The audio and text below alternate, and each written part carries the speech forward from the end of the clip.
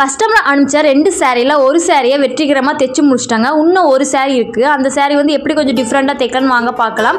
அவங்க ஷால் கேட்டிருந்தனால அவங்க ஷாலுக்கு தேவையான அளவு முதல்ல வந்து நான் மார்க் பண்ணி கட் பண்ணி எடுத்து ஓரமாக வச்சுட்டாங்க.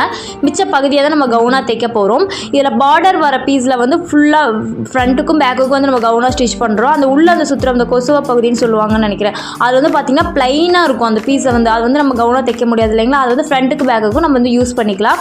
அதையும் நான் கட் பண்ணி ஓரமாக வச்சுட்டாங்க. இப்போ லைனிங் துணி எடுத்து நம்ம வந்து மார்க் பண்ணிக்கலாங்க. அதுக்கு முன்னாடி கேன்வாஸ் எடுத்து நெக்கை வந்து மார்க் பண்ணி கட் பண்ணி வச்சுக்கோங்க. அதுக்கப்புறம் வந்து இந்த ஆம்கோல் சைடு வந்து துணியில் மார்க் பண்ணி கட் பண்ணிக்கலாம்.